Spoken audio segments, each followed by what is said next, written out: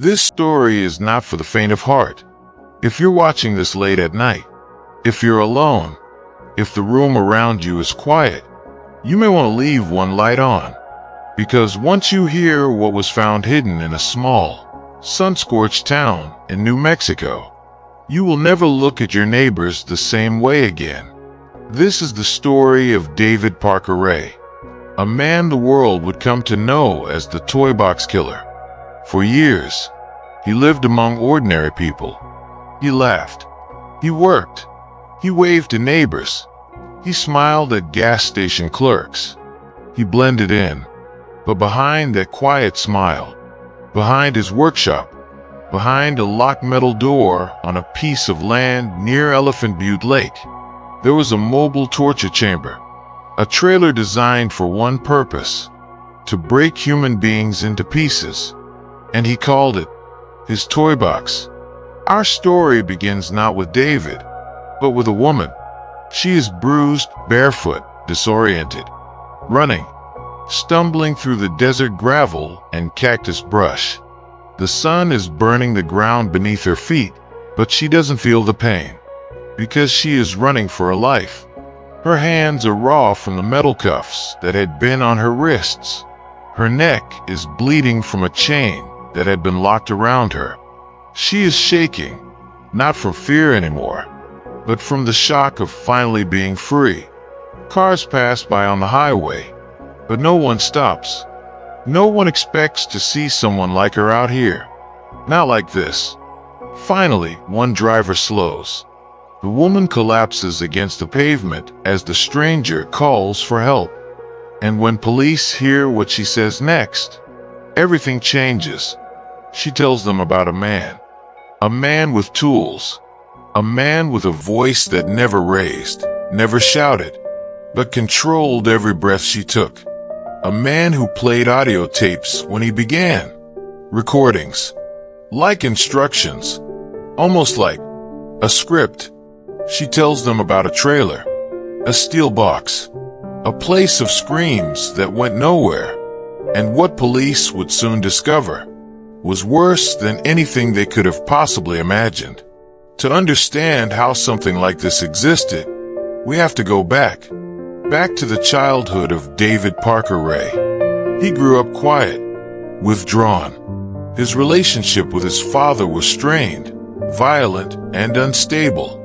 His mother was distant and eventually left, and David was passed around between relatives, none of whom were prepared to raise a child already drifting away from the world.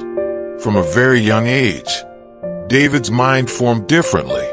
He collected images, pictures of bondage and torture, not the kind someone accidentally finds, but the kind someone seeks out intentionally. Teachers recalled him as polite, soft-spoken, a little odd maybe, but never threatening. And that is what makes people like David so dangerous. Not rage, not chaos, but calm. The kind of calm that can hide anything. Years passed. David joined the army. He learned mechanical skills, electrical skills, construction, tools, and he learned how to build things. Then he moved to the quiet desert town of Elephant Butte, New Mexico.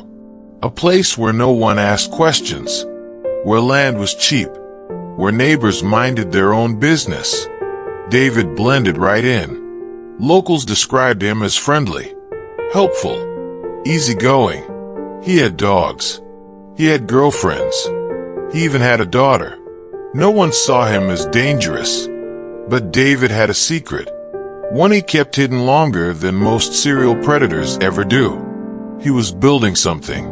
Piece by piece, door by door, chain by chain, latch by latch, a place where no one could hear you, a place designed not just to restrain, but to remove the idea of escape from your mind.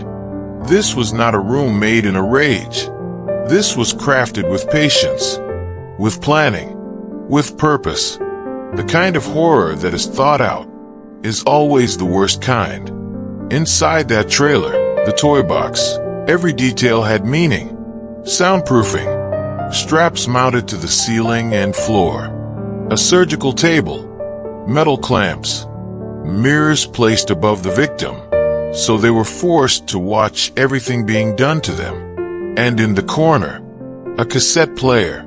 This cassette player held a tape David would play for his victims when they regained consciousness, a recording of his voice, calm, cold, explaining exactly what was going to happen to them.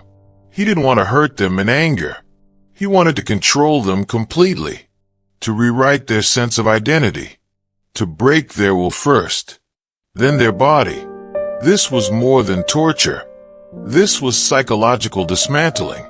David did not work alone. He had accomplices. Some were girlfriends. Some were partners. Some were willing. Some were manipulated. One of them was Cindy Hendy, a woman who would play a critical role in both the crimes and the collapse of the toy box. Together, they abducted women, some from bars, some from gas stations, some simply walking home. The victims rarely remembered how they got to the toy box. David was meticulous. He used drugs to block memory, sedatives to keep them compliant. He wanted them to feel like there was no escape, not outside the room, not outside their own mind. And for a long time, it worked. But every system fails eventually, and David underestimated one woman. Her name was Cynthia. She had been held inside the toy box, chained, restrained, made to believe that escape was impossible. But Cynthia watched, waited, studied. She memorized the room, the movements, the timing. And one day, when Cindy Hendy made a mistake, Cynthia acted. She fought. She bled.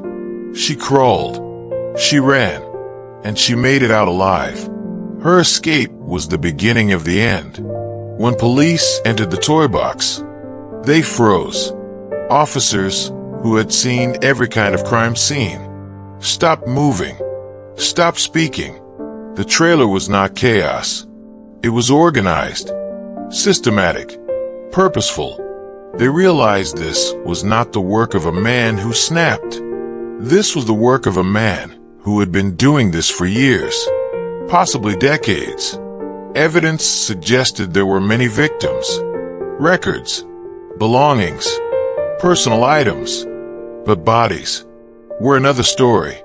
Many believe the remains of his victims were disposed of in Elephant Butte Lake, a massive reservoir capable of hiding anything. To this day, we do not know how many lives were taken. Some say 40, some say 60, some say more. And David, he never confessed. He never apologized. He died as he lived, calm, emotionless, in control.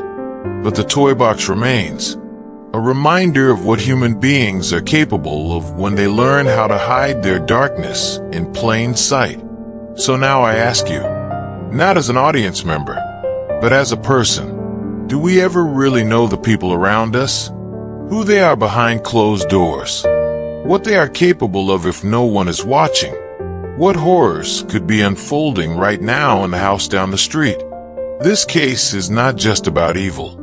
It is about how easy it is for evil to hide.